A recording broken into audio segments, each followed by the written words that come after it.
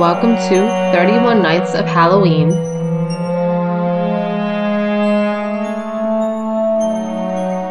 So today we are going to be talking about some of the inspirations to my favorite scary movie, It. Now, I don't know about you, but it was the scariest movie to me growing up. I remember watching it as a child and being petrified to get in the shower. I would literally keep the bathroom door open and didn't want to get close to the drain. I was that scared after watching it. And even the remake was scary to me. Like, they really did a good job with the remake. I definitely recommend you watch these movies for Halloween. Have you ever wondered if there was any truth behind the movie It?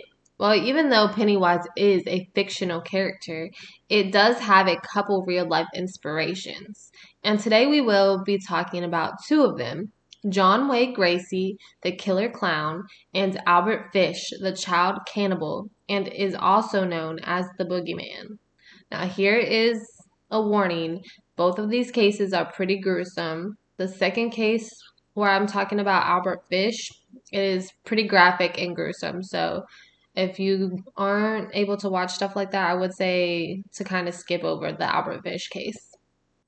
So let's start with John Wayne Gacy, the killer clown, a serial killer and sex offender who raped, tortured, and murdered at least 33 young men and boys in Norwood Park Township near Chicago, Illinois. John Wayne Gacy had a difficult upbringing. His father was an alcoholic and was physically and mentally abusive. His father would beat him pretty bad. He would also call him gay and stupid, among other names. John was sick as a child. He had a heart murmur and wasn't able to play sports, and he always felt like he couldn't make his father happy. There was also an incident where he hit his head on a swing, and that's back when like swings were made out of like wood and like big heavy chain, and it snapped and hit him in the head. He blacked out. And when he would have blackouts, dizziness spells, things like that. And people said he was never quite right after that. Unfortunately, with this abuse, he ended up developing an unhealthy sexual interest in young boys. Even though Gacy's life seemed to be going well, Gacy married in 1964 and had two children. He also had a good job in politics and was a figure in his local community. His first incident happened in 1968 in Waterloo, Iowa, and he was charged with sodomy of a 15-year-old boy. He was sentenced to 10 years in prison. His wife divorced him, and his father also died while he was in prison, and he was denied to attend his funeral.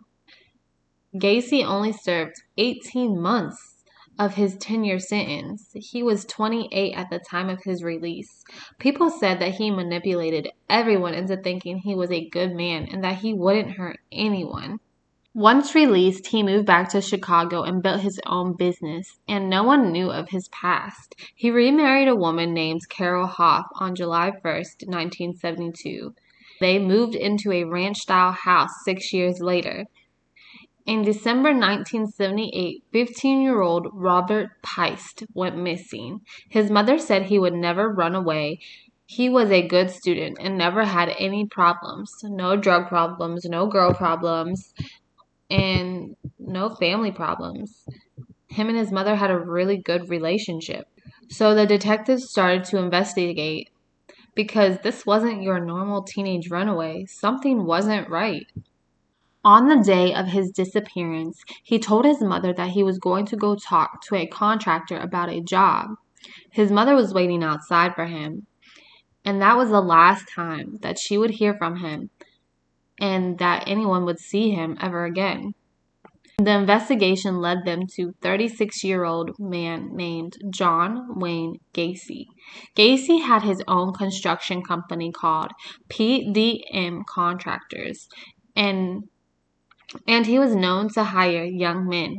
Investigators then ran a background check on Gacy. That's when they learned about his past, and from there they got a warrant for his home. On December 13th, 1978, they searched his home and found pictures of young men. They found driver's license as well, and when they ran them, that's when they found that all of those young men were missing. They also found a high school ring that was also linked to a missing boy. They also found out that 2 of Gacy's employees have also been reported missing, but still with all of this, they still couldn't make an arrest. So they started surveillance on Gacy. Meanwhile, the police were trying to get another warrant for Gacy's home because there were some of his old employees that told police that he would have them dig trenches under his house, and it smelled really bad down there. On December 21st, 1978, John Wayne Gacy was arrested and another search was done on his home. This time they went into the crawl space under his home and found human remains. That's when Gacy confessed and drew a map of the crawl space of where all the bodies were located at. He confessed to 33 murders of teenage boys. He would trick them into handcuffs and he would use chloroform, and then he would torture and strangle them. They said his second wife left him 2 years prior to his arrest because he told her he was bi, and she saw him bringing young men into his garage and found pornography of males. Gacy was sentenced to death on March 13, 1980. He was executed by lethal injection on May 10, 1994. Gacy had another persona, Pogo the Clown. He would dress up as a clown on weekends and perform for kids' birthdays and go to hospitals. He told police that clowns could get away with murder. He used his clown tricks to trap these young men to their deaths, and that is a part of the inspiration to Pennywise. The clowning was relaxation for me. I enjoyed entertaining kids. Like some people are, they unwind in different ways. Either we're going out drinking or that. I could put on clown makeup and I was relaxed, and I enjoyed doing it. It was twice. It was only twice a month that I did it. Yeah, this was not used then for a lure to draw kids to you as No, we would visit different hospitals and entertain the children there. And we didn't entertain them with handcuffs or anything like that. All we used was balloon animals and small toys and stuff like that. But we also did parades. And in the summertime, like on 4th of July, I used to be in 4 parades in one day. I've always told people when I got into clown makeup, I regressed into childhood. It was fun being a clown because you could be yourself or just let yourself go and act a fool. You could be slapstick and funny and have a good time. That's why I always enjoyed clowning. Clowning has taken a bad name because of what they've used in my case. So now let's go ahead and get into the next inspiration, Albert Fish, the child cannibal, the boogeyman. Now this is where I'm going to inform you that this case is pretty gruesome and the details are pretty disturbing. So Albert Fish was born in Washington, D.C. in 1870. His mother was 32 years old and his father was 75 years old, which is quite an age difference. His father died when he was 5 years old, and his mother couldn't take care of him, so Albert and his siblings ended up in an orphanage. The orphanage boys would beat Albert, and the staff would also beat Albert. This is when he realized he enjoyed the beatings and pain. By age 11, he started hanging out with a little boy, and they started doing some strange things like drinking urine and eating feces together. Pretty disgusting. So Albert ended up climbing up a tree and falling and hitting his head, and he started experiencing blackouts and dizzy spells. He also developed a stutter. In 1890, Albert moved to New York with his mother and started working as a male prostitute. He also was working as a painter. In 1898, Albert had gotten married. It was an arranged marriage, and he ended up having 6 children with her. But Albert was still one sick individual. It is said that he would poke his privates with needles for enjoyment. When they did an x-ray on his body, they found needles stuck down in his private area where he pushed them down so hard and so deep that he couldn't get them out. His kids also said that he would hit himself with a paddle that had nails in it. In 1917, his wife left him while he was gone at work, and she left the kids as well. His kids said he never hurt them, but they say he wanted them to hit him with a nail-filled paddle and that he would eat raw meat. In 1924, he snatched a 8-year-old little boy named Francis McDonald. His dad was a police officer. Francis was out playing ball when Albert lured him away. Later on, they found little Francis hanging from a tree, skinned, mutilated, and parts of him had been eaten. And then in 1927, a 4-year-old boy named Billy Daphne disappeared from his home. Albert would write to the family telling them that he would return the boy. Then 3 weeks later, his remains were found. 1928, he responded to a newspaper article and went to a family's home telling them he wanted their son and his friend to come work on his farm. One of the boys was 18 years old, and he had a whole plan of what he was going to do to this boy. He told the family his name was Frank, and the family was pretty, they were pretty poor, and they really needed the money. As he was talking to the parents, that's when a little girl walked in, 10-year-old Gracie Budd. Albert had his eyes on Gracie. He gave her some money to get some candy. He is no longer interested in the boys. He tells the family he has to attend his young niece's birthday party that night and asks the family if he could take Gracie to this party. And that night, when he brings her back, he will get the boys after. Her mother says no, but her father said it would be okay. He takes her on a train, and then he takes her to an abandoned house. He then strangled her to death. Then he chopped her up, and he ate her. He said it took him 9 days to eat her. He ends up writing a confession letter to the family, which was very disgusting.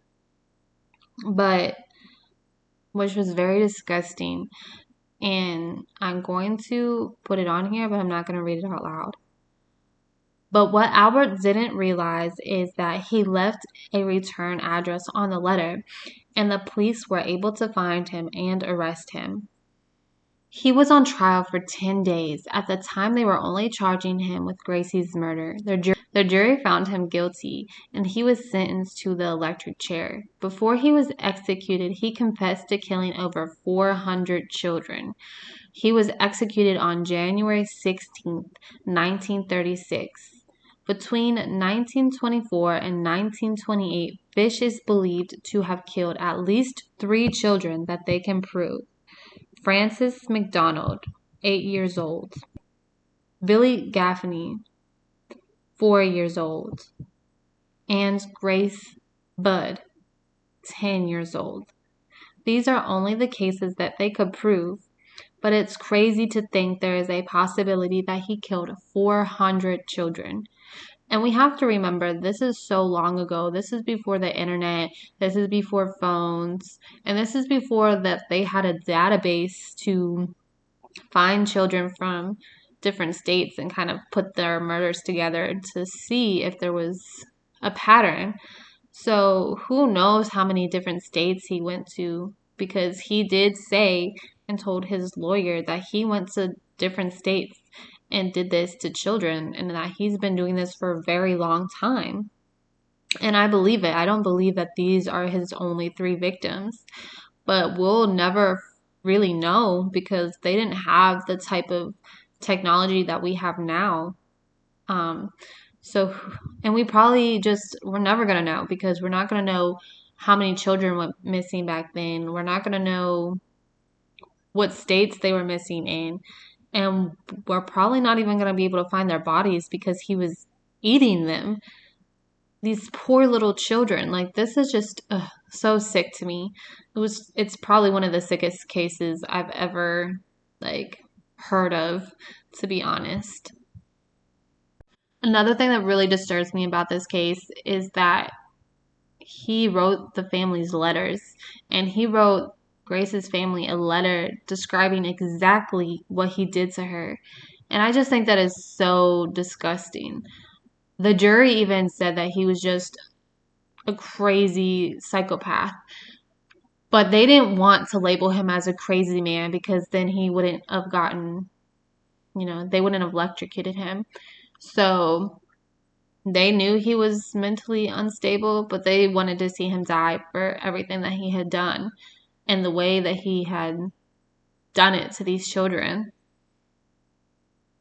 But they do say that Albert Fisher is a big inspiration to the movie It, and that's basically because him and It both lure their victims and then they ate them, and both of their victims were only children.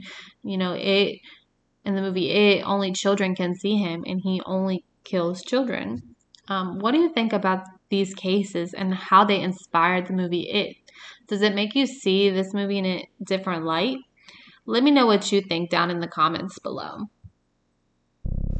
And don't forget to like and subscribe. And thank you for watching 31 Nights of Halloween with me, and happy Halloween.